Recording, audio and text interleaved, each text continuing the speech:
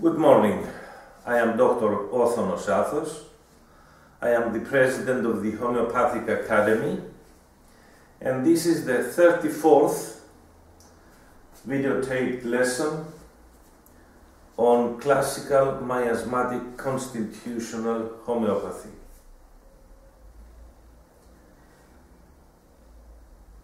The first 33 lessons were done 1 year ago, and now it's time to complete this education, this e-learning project, by case presentations and live case taking. So I'm going to take each and every of the main chronic constitutional pictures and present a case analysis so as to see how all this previous theoretical knowledge and the knowledge of the materia medica, of the chronic remedies, how is it done and applied in everyday clinical practice. We have to have a unity of theory and clinical practice. Only then you can apply the universal laws and the homeopathic laws in everyday clinical practice. And only then, with this case analysis, with the method of the classical miasmatic constitutional homeopathy, one can see the differences between this method and other methods used in homeopathy. So you have to read all the previous lessons, the theoretical ones and the ones that have to do with the materia medica, in order to understand the way we analyze any case. These cases are already taken. The case was taken by my students, and I am going to analyze these cases. I've chosen to present cases of my students for many reasons. One reason is that when I take the case after so many years of practicing homeopathy, I don't write much. My notes are very few. So these will not be, would not be educational for those who come in contact, in touch with my method for the first time. So I prefer to analyze the cases that are taken by my students at their first steps, so as to have much notes, many notes, in order to analyze them, because the whole thing, the main thing, is to put the words and the behavior of the patient and the non-verbal behavior into rubrics, into main ideas. So it is very important, and I say this to I advise my students to, in the beginning, to write down the exact words and expressions of the patient in brackets. So we have a material, a raw material, and we have to interpret this material in the language of the materia medica and in rubrics. So I prefer the cases of my students at their early stages. There is another reason for this, because these are the words of my students, the case as it was taken by my students. I haven't seen the patient, I don't know the patient, but through the notes of my students, I can get to know the patient. It's an art and a science at the same time. It needs much clinical experience. Everyday life has shown that it can be done. I prescribe for my patients for cases that I haven't seen, and for the majority of the cases they are going well, they are getting better. In order to do that, I have to have a common language with my students. We have this common language because they have read my books, they have read the books that have to do of how do we take the case, of how do we evaluate the symptoms, 1, 2, 3, grade 1, grade 2, grade 3, and what do we mean by the terms we use, the terms for the physical symptoms and the terms for the psychological symptoms. In order to be able to analyze a certain case, you have to apply the universal laws. One of these laws is the law of the whole. You see, the brain, and not only the brain, the whole being, the whole human being, functions in a holistic way. When you see something or observe something, you don't, first you have the peripheral vision, not the central vision. You see the whole. That's why, and the whole is more important than the local things, the parts. So, in the same way, when we examine a case, we use abbreviations in order to be able to have in front of us in a board or in a page, on a single page, on a single sheet of paper, the whole case. So as to be able to observe at the same time the whole picture. For example, those who do comics or how do you call it? Those jokes on a piece of paper, or those drawings. For example, one can draw the face of Obama, or the face of Putin, or the face of a very well-known political person, or of Einstein.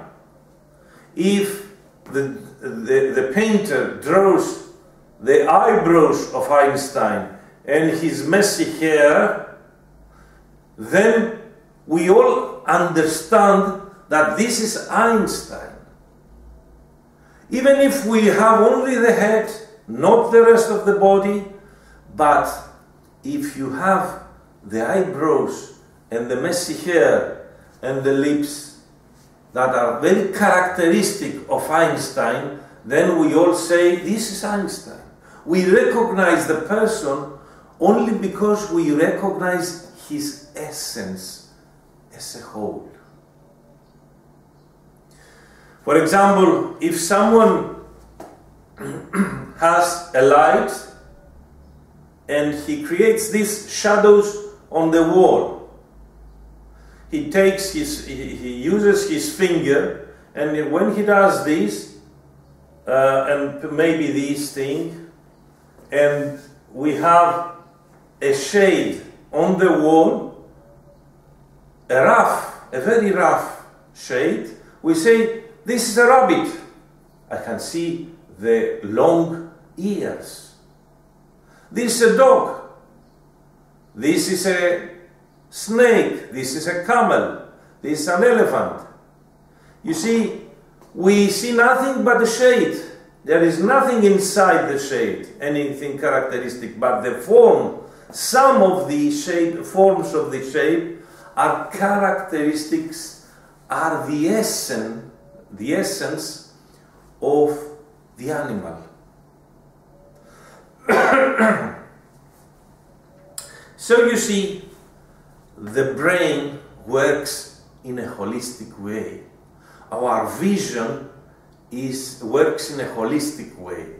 It sees the periphery, the whole picture first, and then it focuses on certain things. First you say, this is Einstein for sure, and then if we ask him, why is he Einstein? Then he will start to say he's got that messy hair, that thick eyebrows, and so on. In the same way, we try to use our brain in the classical miasmatic constitutional homeopathy, focusing first on the whole and then on the parts. In contrast with repertorizing, repertorizing focuses on the parts. Keynote prescribing focuses on the parts. It doesn't focus on the whole. First you go on the whole and then you go on the parts. Then you have the complete picture.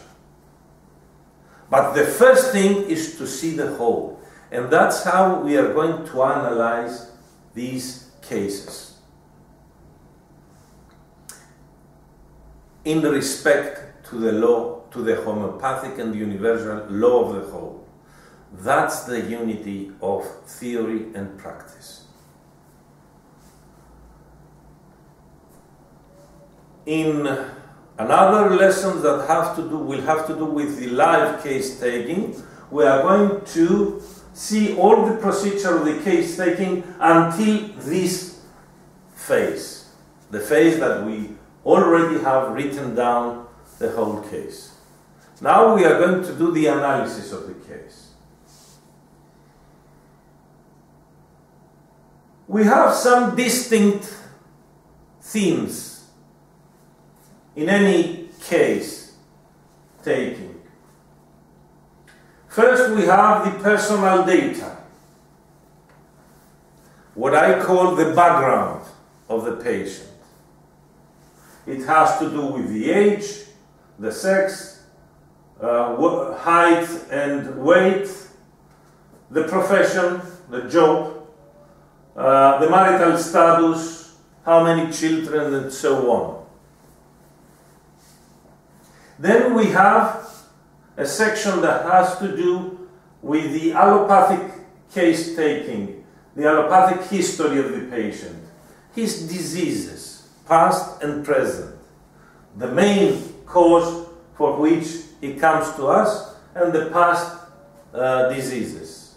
As you can see, it's a very short passage, because our main interest is not his pathology, it's his personality, and mainly his psychological characteristics. So we have the background that has to do with the personal data of the patient, the pathology, the history, the allopathic history. Then we have to do with some general physical symptoms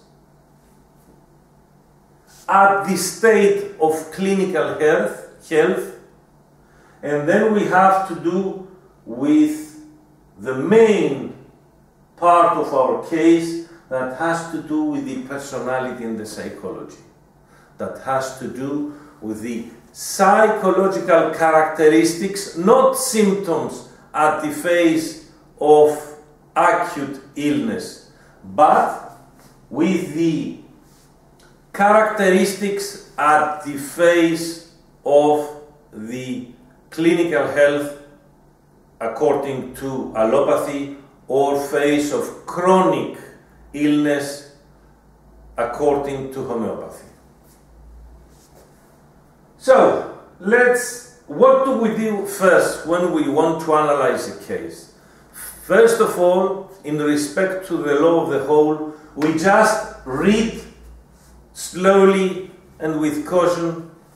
We just read slowly the whole case, the whole notes, just to get a whole idea, just to get an idea, a picture. We try to reproduce the picture of the patient. The picture of the patient as my student observed it. And to reproduce the picture of this person at his everyday life. We try to get an insight to the patient's life and personality. So, there are many abbreviations. It's abbreviations that I have taught to my patients so as to have a common language. And these abbreviations are all mentioned in my translated book about the homeopathic case taking. So, woman, female, 59 years old, 59 years old.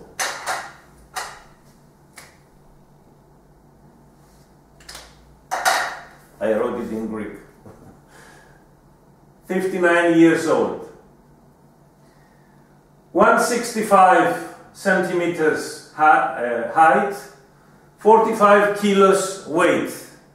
This gives us the shape of the person. Is he thin? Is he...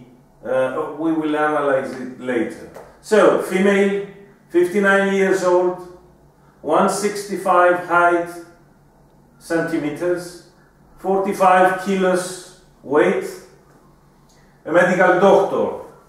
It's a medical doctor that, because he was in another country, he took the case himself.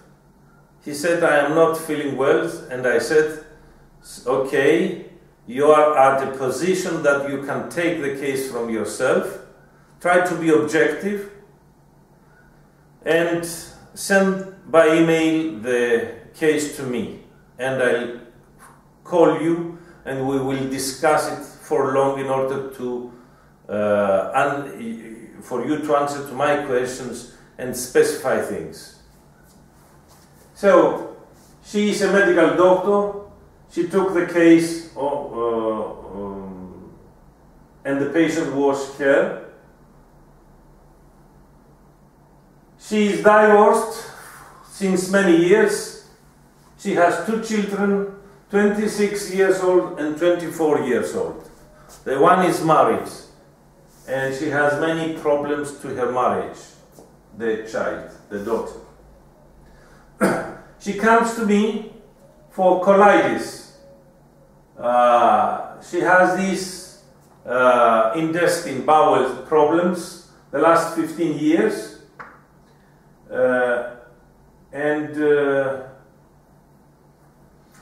She got worse the last 6 months.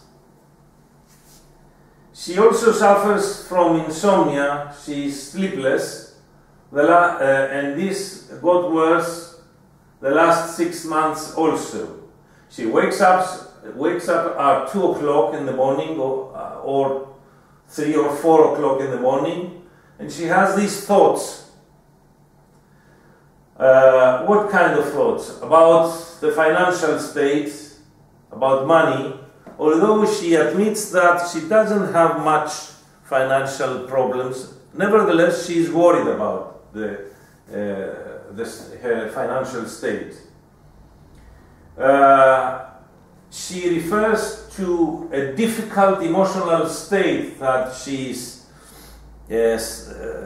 experiencing the last months, and she says that it's a trap, an emotional trap, that she can't get out. She also mentions about some problems with the children. She is worried about them not having a job, a steady job. Although I asked her, she doesn't get into details. She has a difficulty to get into details about what kind of difficult emotional state. And since I see this difficulty, I stop pushing. Now, let's go to the general physical symptoms, the characteristics at the state of clinical health. She is hot 1.1 to 2. That means 1.5. Something between 1 and 2 grade. Hot 1 to 2. Better open air 2. Sweat, perspiration 1.2. 1 to 2. Her sweat becomes worse when she's at stress. Offensive sweat, smells bad 1 to 2. Cold, she likes cold water 2. She enjoys and craves cold water 2. Worse milk 2. She doesn't have any problem with the taste of milk, but when she drinks milk, she gets worse, her stomach gets worse too. She sleeps on the abdomen, on the belly. Let's go to the psychological characteristics. Irritable, getting easily angry, 2 to 3. 2.5. Indiscretion. With what reasons does she get angry? She gets angry from indiscretion. These are her own words, exact words, when it is on brackets. Indiscretion. She gets angry from indiscretion, from rudeness, when others are rude to her, from dictatorial behavior, when the other is a domineering person, a dictator towards her, from strong-headed people, stubborn people, from unreliability, when others are unreliable. She also gets angry when others don't recognize her offer. When others consider me as grounded. She also gets angry from sloppiness, when the other person is sloppy. She also gets angry from stupidity, stupid actions, from slow people, people that are slow, body and mind. From injustice. Will she react? I will do something if at work. So, if injustice happens at the place of her work, she will do something. Will she express her anger? She says that she expresses her anger 1 to 2. How does she express her anger? By using arguments or advices in a strict way, in an intense way. Does she shout? Only 1, at grade 1. At times, she expresses herself with humor if it's not worth it. I can't stand insults. Insults cause her to weep. She weeps when insulted. because when she is insulted, she feels injustice. But she weeps alone 3, not in front of others. Why? Because not to show weakness, not to be pitied. Does she react when she is insulted? Will not revenge. She feels bitterness, she feels wounded, injured psychologically. She may erase the other person. I don't want to know you. Tidy. We are done with anger. Let's go to tidiness. She is a tidy person 2. She is introvert 2. She doesn't express her personal matters. She says 2. This is the evaluation of my patient. We will see if it is a correct evaluation by her, or maybe we should fix and correct the case. So, as I told you, this is a very educational way, because you don't only see the rubrics of the patient, but you can correct the evaluation of the student. I will show you the way we do that. Tidy, introvert, aversion, consolation 2 or 3.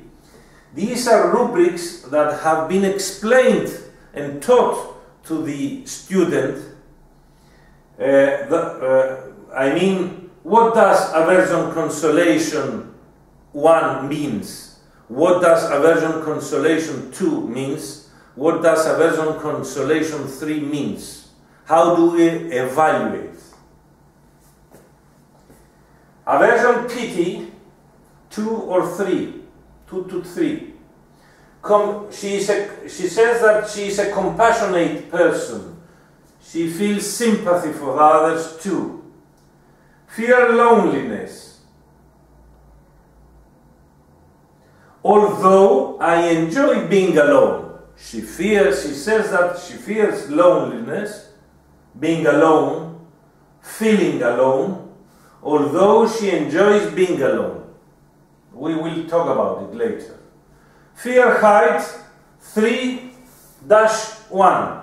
What does that mean, this abbreviation? It means that in the past she was afraid of heights at grade 3, but lately she is afraid of height 1. This gives us a clue about the possible past constitutional influences. When we have 1,2, we mean 1.5. When we have 3-1, we mean it was 3 in the past and now it is 1 at grade 1. Overprotective person 2. In the past she had fixed ideas, impulses 2, but now 1. Fear, insanity 1 to 2.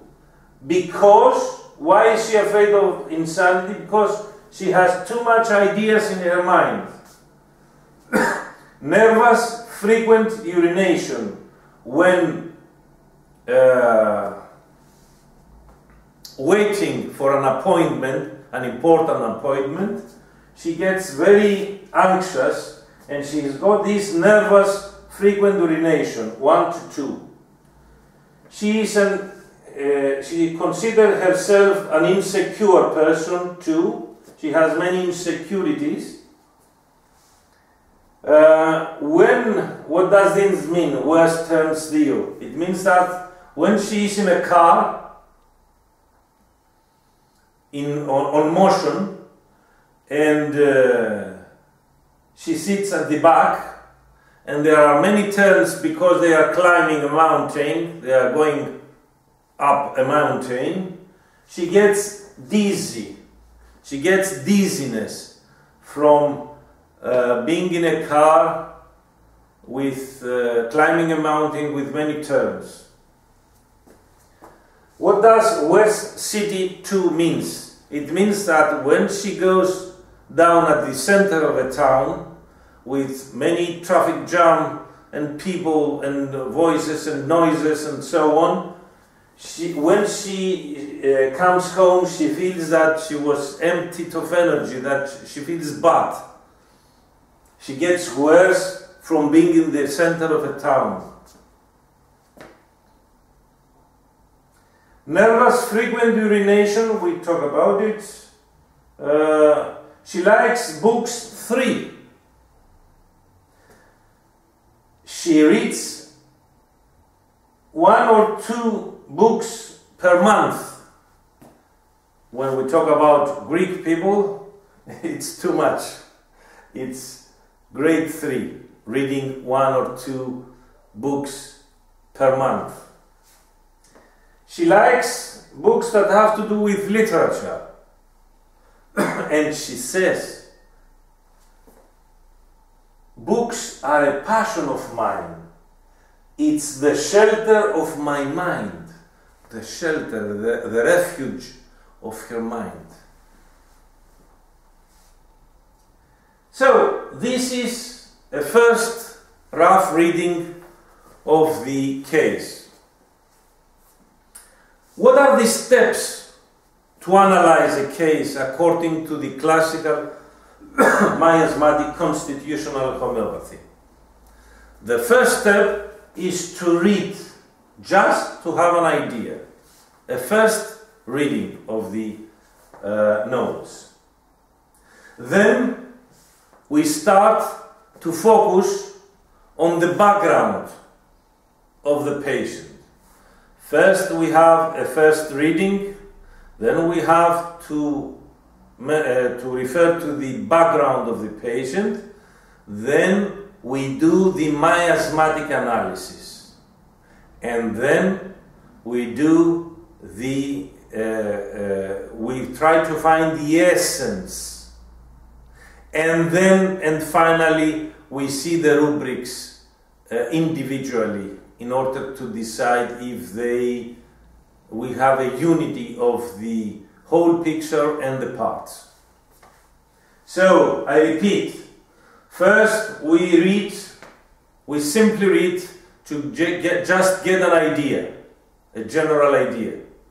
Then we see the background, the personal data. Then we try to decide the miasmatic profile of the person.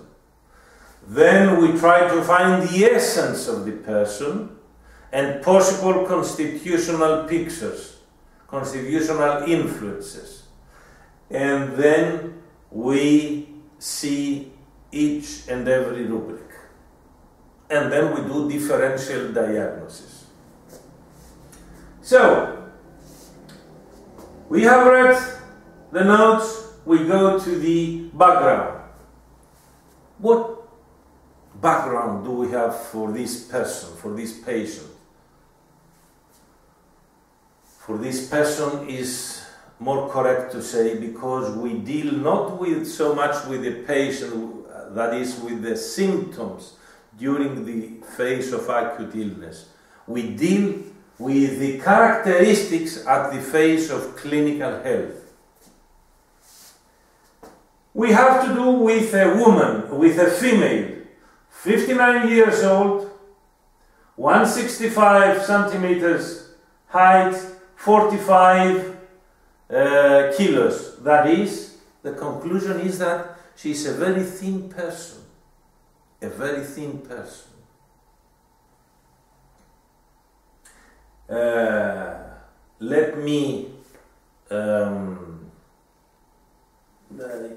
She is a medical doctor. She is divorced since many years, and she has 2 children, 26 years old and 24 years old.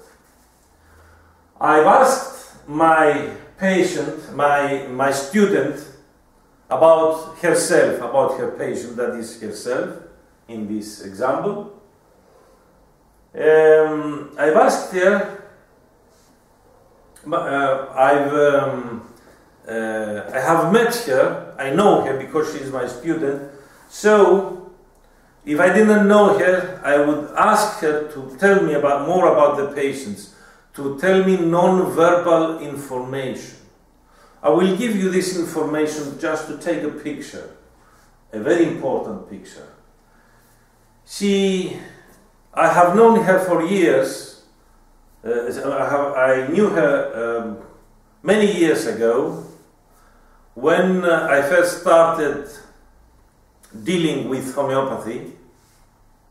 And at that time she was a young doctor. She is 2 years older than me. And at that time she got interested in homeopathy. We had some discussions when I went to her country for some time. And she was interested, yet she didn't follow an educational program.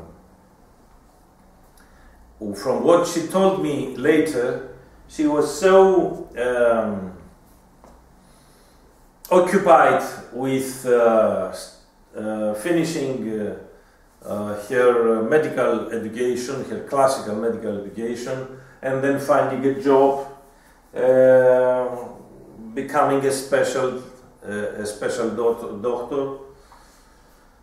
And she has chosen a certain kind of specialty. She became anesthesiologist that she didn't like, but then for many reasons of survival, she became an anesthesiologist also, though she didn't like it. And then, after 35 years, getting close to retirement, and after she has raised her children and they got jobs and they had their families of their own, she came back to her past love. She wanted to study homeopathy again. She remembered that she met homeopathy, she got in touch with homeopathy 35 years ago, and she started once again, being trained in homeopathy the last 2 or 3 years before I met with her again.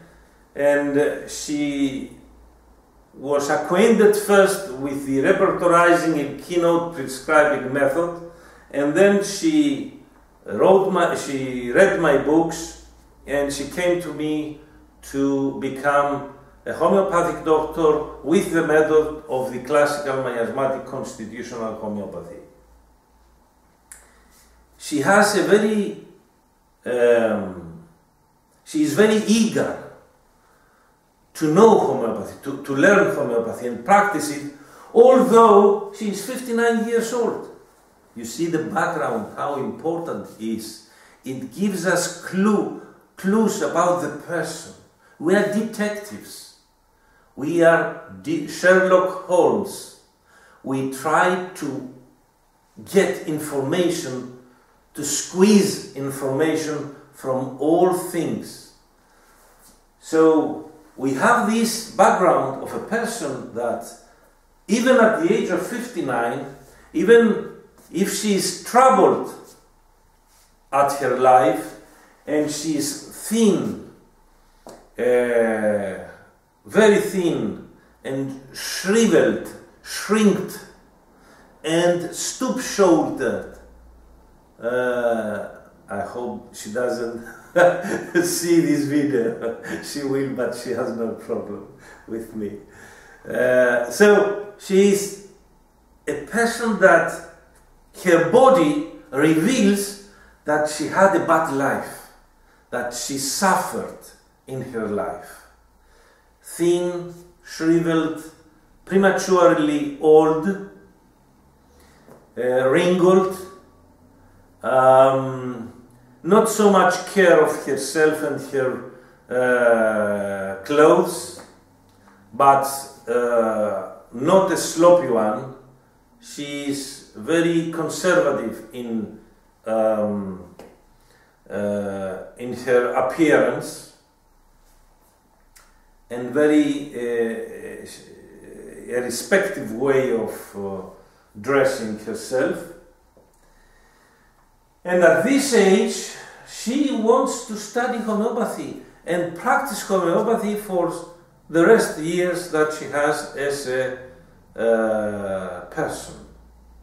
She is not interested so much in making money out of it. She wants to do something that she will enjoy, because all her life she was doing something that she had to do. She was forced to do.